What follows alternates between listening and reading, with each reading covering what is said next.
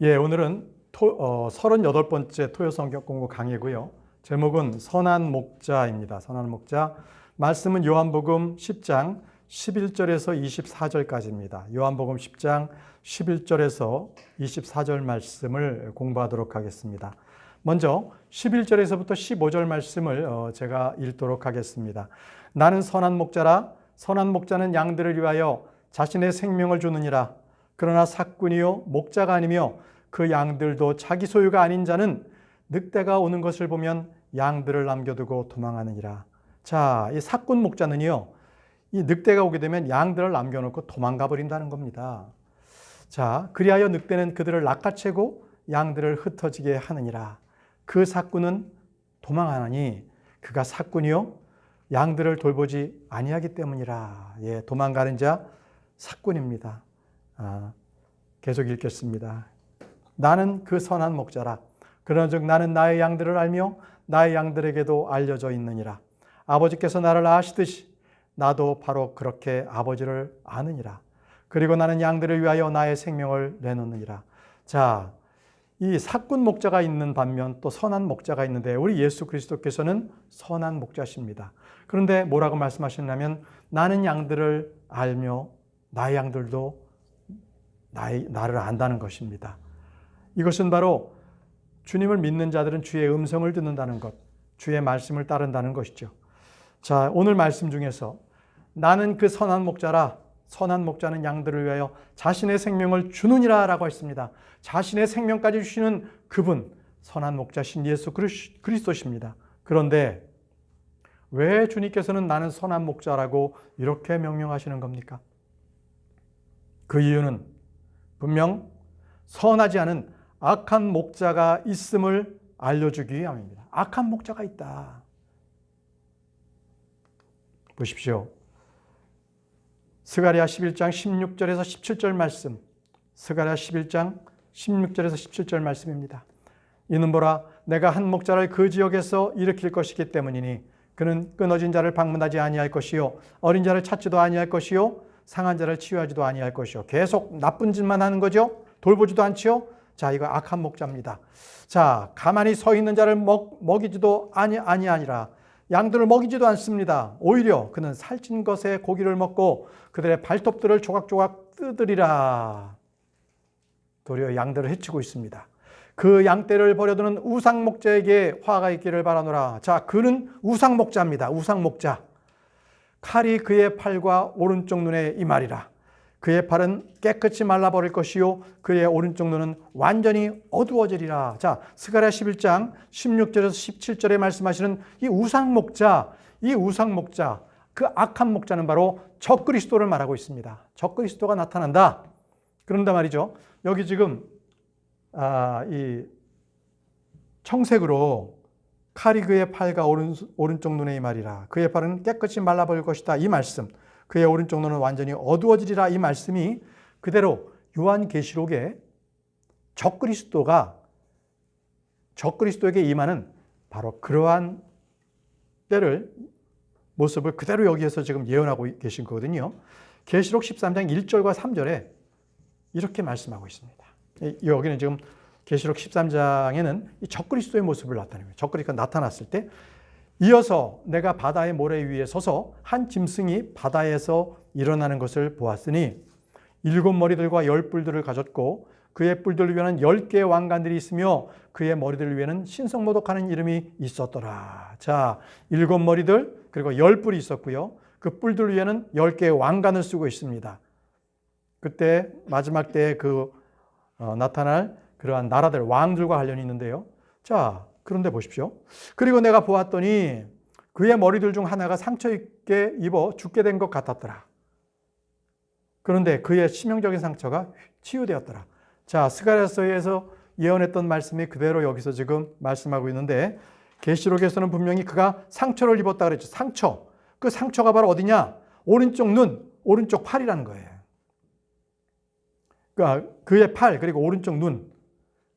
그래서 눈이 어두워지고 그 팔이 말라버린다는 거죠. 그래서 계시록에는 그가 죽을 것 같았지만 그가 다시 살아난다. 그래서 도리어 온 세상은 그걸 보고서 그 짐승에게 다시 살아나는 모습을 경이로워서 그를 경배하는 거죠.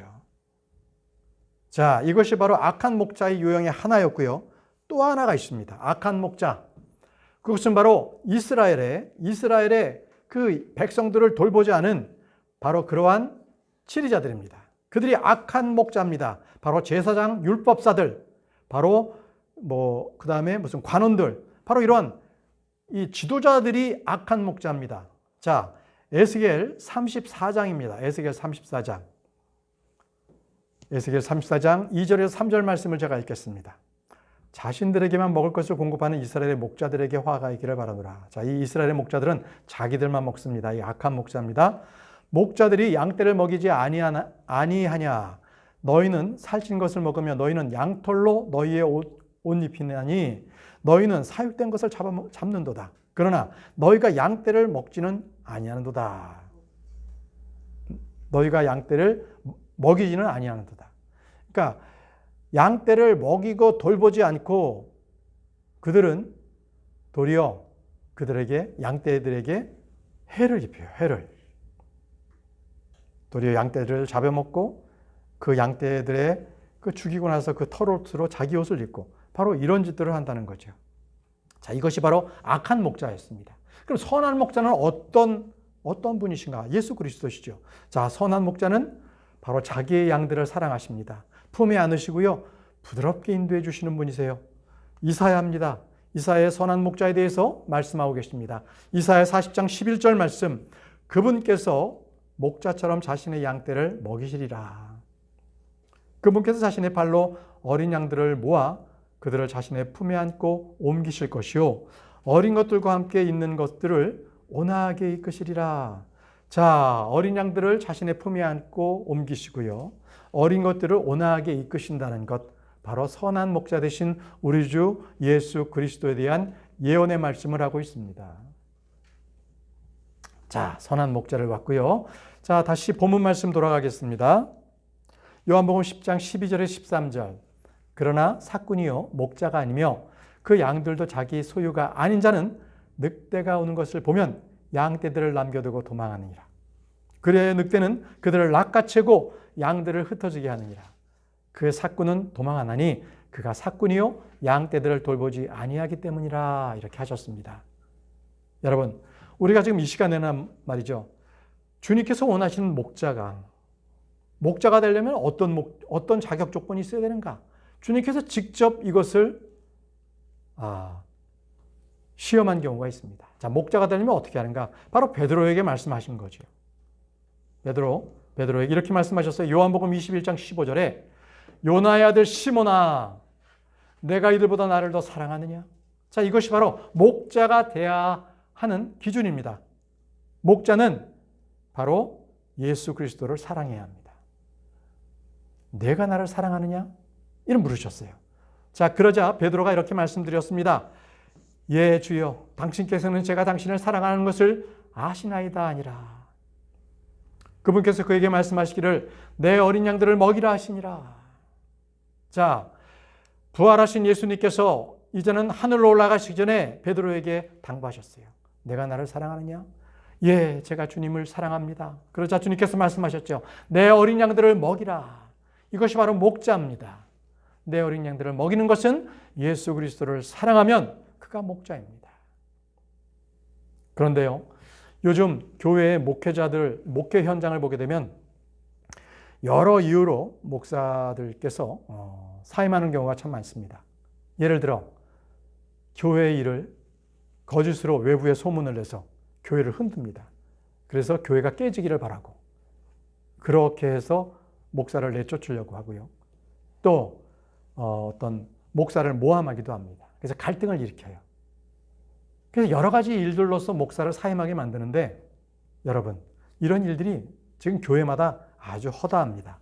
근데 이것은요, 여러분 잘 판단하세요. 이거는 목사와 양이 다투는 것이 아니라 양들 가운데 이리가 들어온 거예요.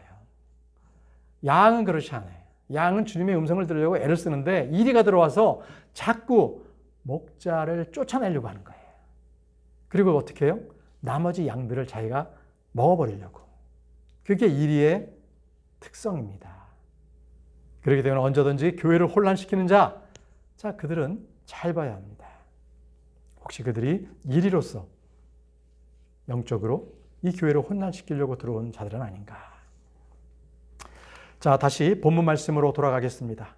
나는 선한 목자라 그런즉 나는 나의 양들을 알며 나의 양들에게도 알려져 있느니라. 아버지께서도 나를 아시듯 나도 바로 그렇게 아버지를 아느니라.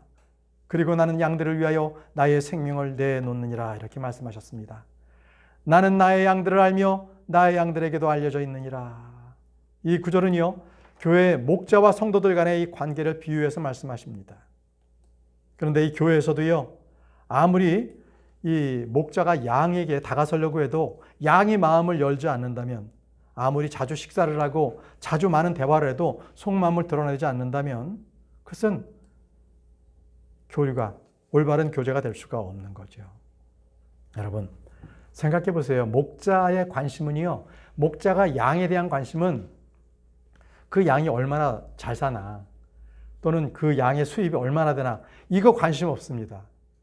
바른 목자는요, 그 양이 성경을 얼마나 잘 읽나, 기도는 하는가, 전도는 하고 있는가, 아내는 남편에게 순종하는가, 남편은 아내를 사랑하는가, 자식들은 모범적으로 잘 자라고 있는가, 교회는 잘 출석하는가, 설교는 제대로 듣고 그것에 순종하고 있는가, 이것이 바로 목자의 관심사항입니다. 관심사항.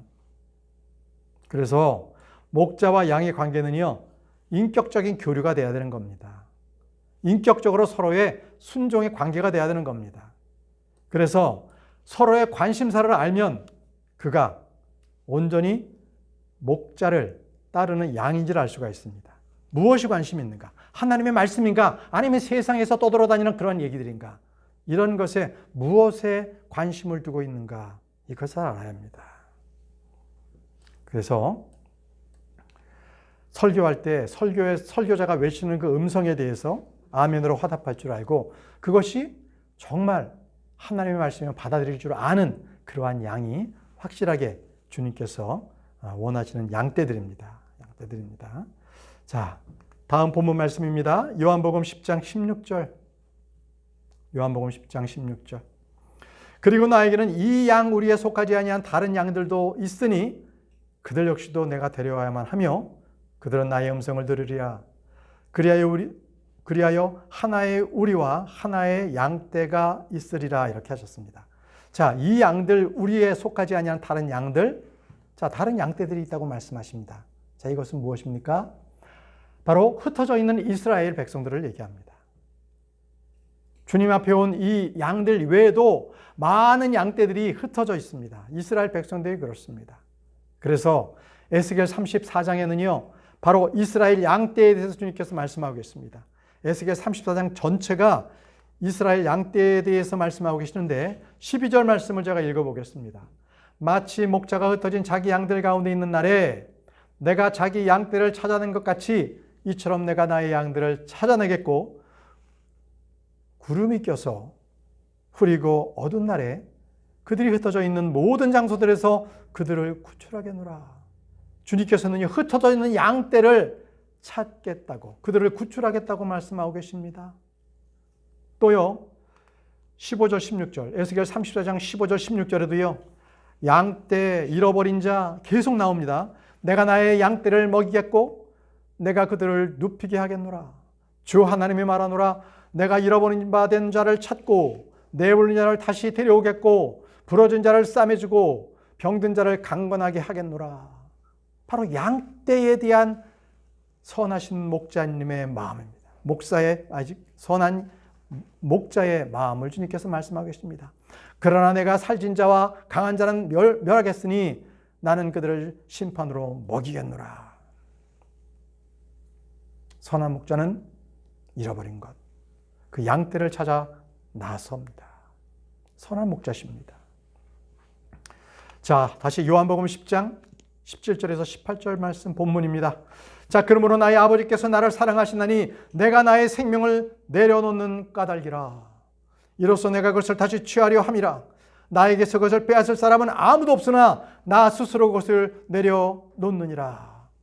자, 주님으로부터 그 권능을 빼앗을 사람은 아무도 없습니다. 그러나 주님께서는요, 자신의 생명을 양떼를 위해서 내려놓고 자신의 권능을 내려놓겠다고 하십니다. 내게는 그것을 다시 취할 권능도 있느니라. 나는 그것을 내려놓을 권능이 있으며 내게는 그것을 다시 취할 권능도 있느니라. 이 명령은 내가 나의 아버지께로부터 받은 것이라 이렇게 말씀하셨습니다. 그럼 여기서 내가 나의 생명을 내려놓은 까닭이라는 것은 무슨 말씀이십니까? 나의 생명을 내려놓는다는 것은 바로 그 주님께서 죽음의 순환을 당하신다는 겁니다. 히브리서 2장 9절 말씀. 그러나 우리가 예수님을 보나니 그분께서는 죽음의 순환을 당하시려고 천사들보다 조금 낮게 되셨고 영광과 존귀로 왕관을 받으셨으니 하나님의 은혜로 그분께서 각 사람 모두를 위하여 죽음을 맛보려 하심이라. 이것이 바로 성육신하신 목적입니다. 하나님께서는 신이시기 때문에 죽으실 수가 없습니다. 그러나 사람의 몸을 입고 오셨기 때문에 주님께서는 바로 십자가에서 죽음을 당하실 수가 있던 겁니다. 왜 죽음을 당하셨습니까? 그 피로 우리의 모든 죄값을 치르시기 위해서 주님께서는 이 땅에 사람의 몸을 입고 오신 것입니다. 각 사람 모두를 위하여 죽음을 맛보시려고, 그것이 바로 주님께서 이 땅에 오신 이유입니다. 다시 본문으로 돌아가서 나 스스로 그것을 내려놓느니라 라고 말씀하셨습니다. 나 스스로 그것을 내려놓느니라. 이 말씀은 빌립보서 2장 8절 말씀에 십자가의 죽음에 순종하셨다는 겁니다. 그리고 사람과 같은 모양으로 발견되신 그분께서는 스스로 겸손하시어 죽음, 곧 십자가의 죽음에 이르기까지 순종하셨느니라. 주님께서요, 바로 마지막으로 이 땅에 오셔서 그 죄 없으신 분이 이루신 것이 있습니다. 바로 죽음으로써 순종하심을 보여주셔서 완전하게 하나님의 뜻을 성취하셨다는 것입니다. 바로 그것이 십자가의 죽음입니다. 바로 죽음으로 주님께서는, 예수 그리스도께서는 하나님 아버지의 그 뜻에 순종하신 것입니다. 다시 본문에 보시면은 나는 그것을 내려놓을 권능이 있으며 내게는 그것을 다시 취할 권능도 있느니라 이렇게 말씀하셨습니다. 자, 이것은 시편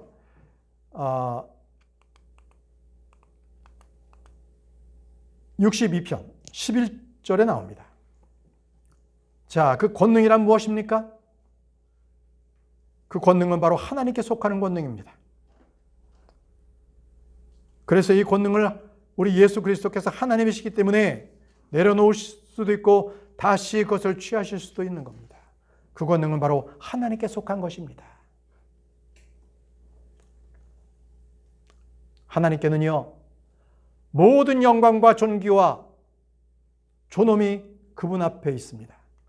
역대상 29장 11절 말씀입니다. 역대상 29장 11절 말씀. 오 주여, 위대함과 권능과 영광과 승리와 존엄이 당신의 것이니이다. 당신의 것이니이다. 주님의 위대함, 권능, 그리고 영광과 존귀, 그리고 승리, 그 모든 것이 바로 하나님의 것입니다.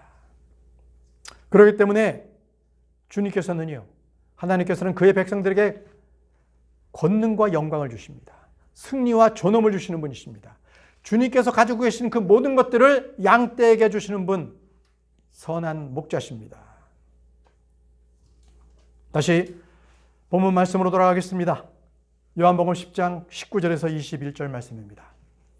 그러므로 이렇게 말씀하신 것들로 인하여 유대인들 사이에서 다시금 분열이 있었더라.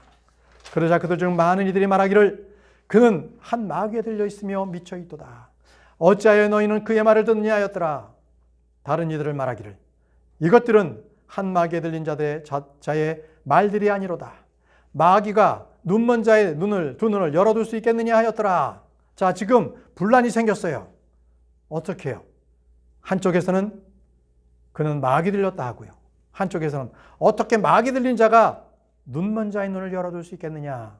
이렇게 해서 서로 분열이 생겼습니다. 그렇습니다. 진리의 말씀이 선포되면요, 항상 분열이 생깁니다. 사람과 사람 사이에도 분열이 생기고 내 마음에서도 옛사람과 그리고 새사람 사이에 막 분열이 생깁니다. 그 말씀으로 다툽니다. 자, 진리가 나타나면 언제나 분열이 생긴다는 것 이사야 8장 14절 말씀이 있습니다. 그것은 그리하면 그가 성소가 되리라. 그러나 이스라엘의 두 집에게는 걸려 넘어지게 하는 돌이오라고 했습니다. 이스라엘의 두 집이 있습니다. 북이스라엘, 남유다. 이렇게 이스라엘이 좀 두 집으로 쪼개져 있는데 그 두 집에 걸려 넘어지게 하는 돌이라는 거예요. 왜? 진리가 실족게 하는 반석이 된다는 겁니다. 예루살렘 거주자들에겐 덫과 올무가 됐다는 거예요. 무엇이? 진리의 말씀이, 하나님의 말씀이. 그것이 그들에게는 분열거리가 됐던 겁니다. 진리는 바로 예수 그리스도십니다. 예수 그리스도께서는 믿는 자들에게는 구원자가 되시지만 믿지 않는 자들에게는 심판자가 되십니다. 걸려 넘어지게 하는 그렇게 걸림돌이 되는 것이죠. 또 그는 한 마귀에 들려 있으며 미쳐 있도다 라고 했죠. 이 얘기는 뭐냐면 우리 이미 공부를 했습니다. 이 마태복음에 있는 건데요. 마태복음 10장 25절에 제자가 자신의 스승과 같아지고 종이 자신의 소유주와 같아지면 그에게 충분하도다.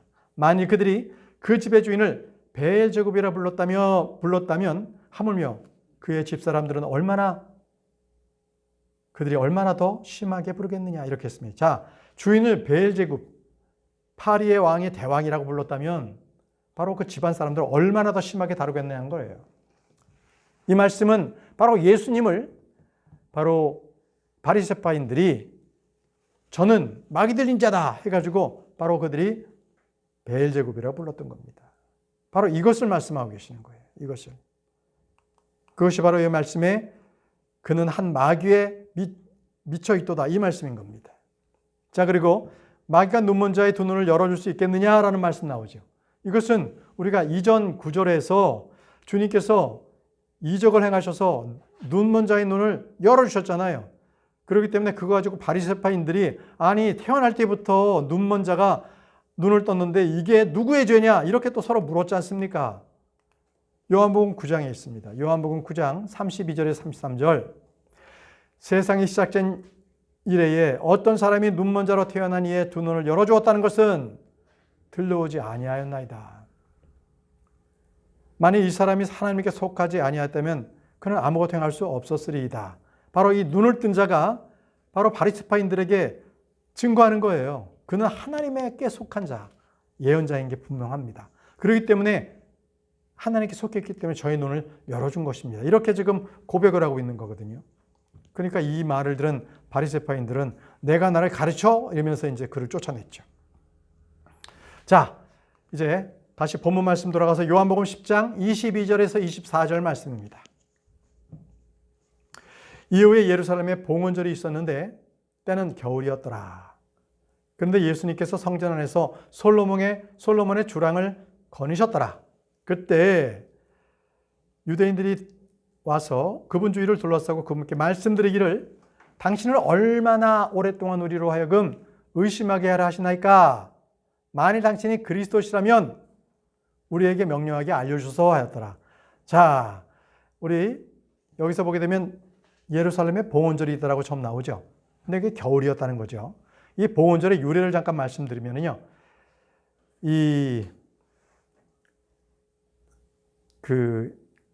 그리스 제국이 망합니다. 그리고 이제 4대, 4개의 제국으로 쪼개지는 거죠. 근데 이때 이 예루살렘, 이때 유다 땅은 셀루코스라는 제국입니다. 바로 그 제국에 속한 땅이었는데 그때 왕이 안티오코스 4세입니다.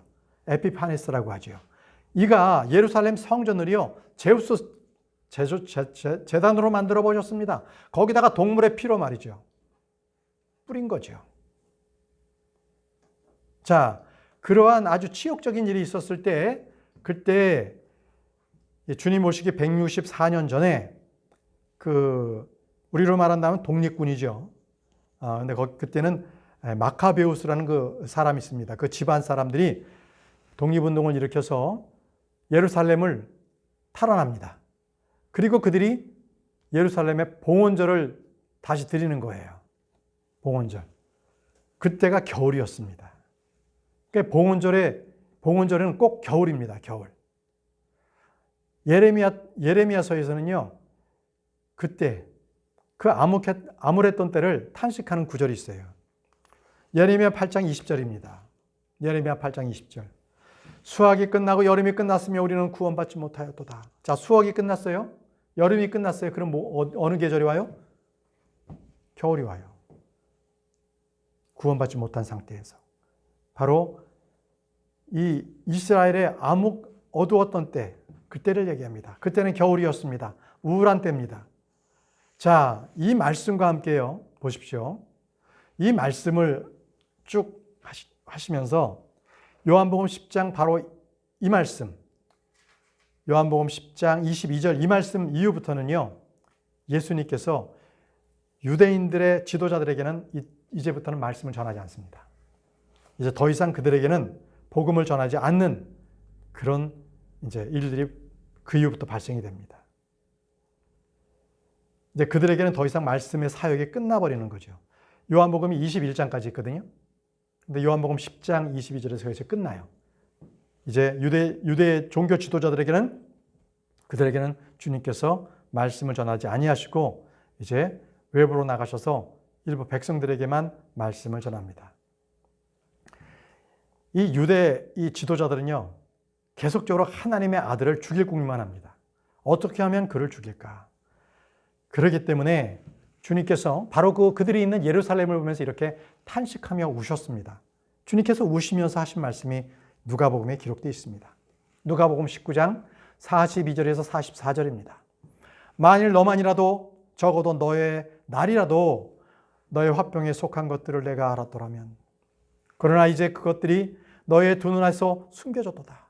이는 그날들이 너에게서 임할 것이기 때문이니 너의 대적들이 내 주위에 참호를 파고 내 주변을 둘러싼 다음 너를 사면으로 가두며 지면에까지 눕힐 것이요 내 안에 있는 너의 자식들까지 그리하리라. 그리하여 그들은 너에게서 돌 하나도 다른 돌 위에 남기지 아니하리라. 바로 예루살렘의 폐명을 말씀하고 있습니다. 그들은 너에게서 돌 하나도 다른 돌 위에 남기지 아니하겠다고 말씀하셨죠. 예, 이게 티투스 장관. 바로 이제 예루살렘에 함락돼서 이제 이 로마 군인이 바로 함락하면서 예루살렘을 완전히 초토화시켜버려서 돌 위에 돌이 남아있지 않도록 그렇게 해놨습니다. 여러분, 예수 그리스도께서는요, 이 땅에 오신 이유가 당신께서 희생제물을 드리기 위해서 이 땅에 오셨습니다. 이제 주님께서는 아셨어요. 유대 지도자들, 종교 지도자에게 더 이상 전할 수가 없고 의미가 없고 그들은 예수님을 잡아 죽이려고만 한다 해서 이때부터 주님께서는 희생제물로 바쳐지는 것에 대해서 주님께서는 준비를 하세요. 사복음서를 보시면요, 유독 요한복음에만 예수 그리스도를 하나님의 어린 양으로 칭하고 있습니다. 하나님의 어린 양. 바로 주님께서의 죽으심을 하나님의 어린 양으로 그 죽임을 나타나고 있는 겁니다. 자, 출애굽기에는요, 이 어린 양을 죽이기 전에 며칠 전에 그 양떼에서 떨어뜨려서 준비해 놓는다는 말씀이 있거든요. 이제 죽음을 준비하는 거예요. 출애굽기 12장 5절에서 6절 말씀입니다.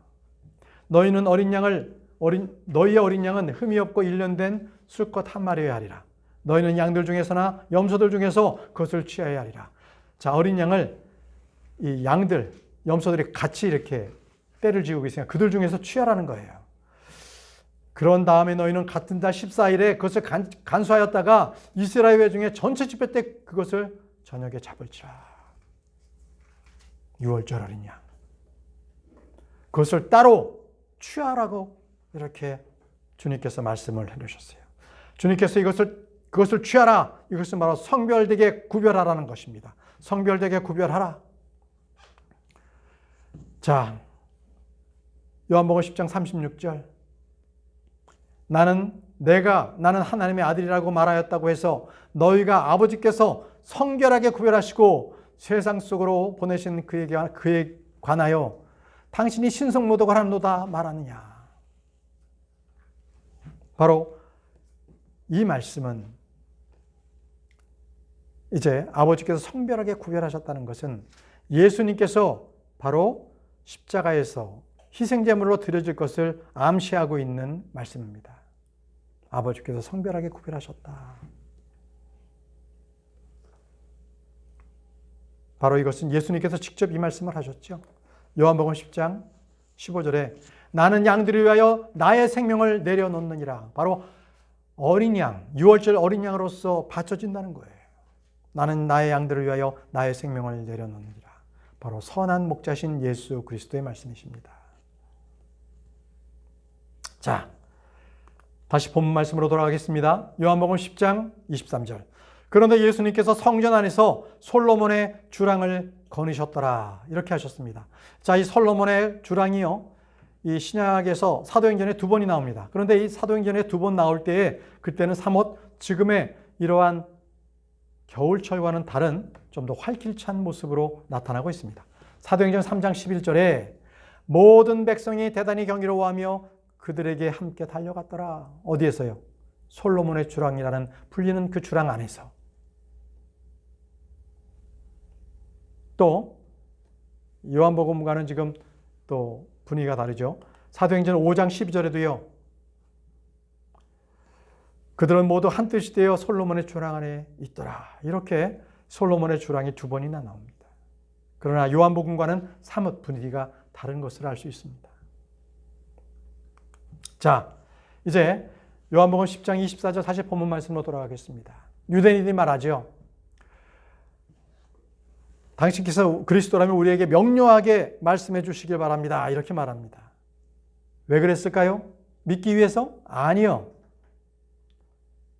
이들은 믿기 위해서 좀 더 표적과 이적을 베풀어 주십시오라고 하는 것이 아니라 어떻게 하면 예수 그리스도를 잡을까? 믿지 않기 위해서입니다. 그렇기 때문에 이들에게 더 이상 예수님의 사역은 끝이 납니다. 더 이상 그들에게는 아무 소용이 없는 것이, 예수님께서 그들을 위한 사역에 아무 소용이 없음을 나타내고 있는 것입니다. 왜냐하면 그들은 예수 그리스도를 거부했기 때문입니다. 거부했기 때문입니다. 그러면 유대인들이 그러면 언제 예수 그리스도를 맞아들입니까? 언제 믿게 됩니까?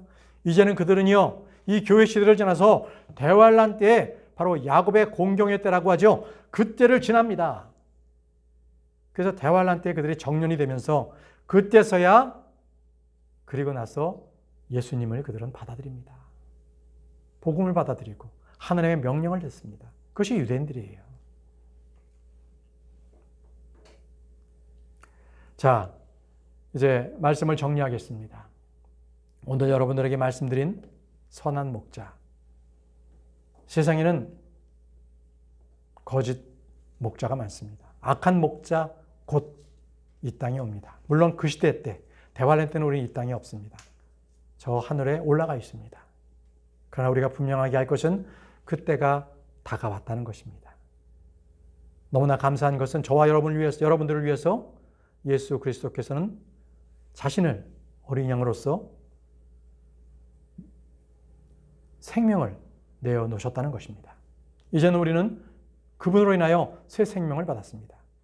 그러면 우리는 그 새로운 생명으로 오직 예수 그리스도, 그분만을 높이고 그분만을 위하여 이 땅 가운데서 남아있는 때에 그분을 증거하며 살아가는 저와 여러분들이 되길 바랍니다. 기도하겠습니다.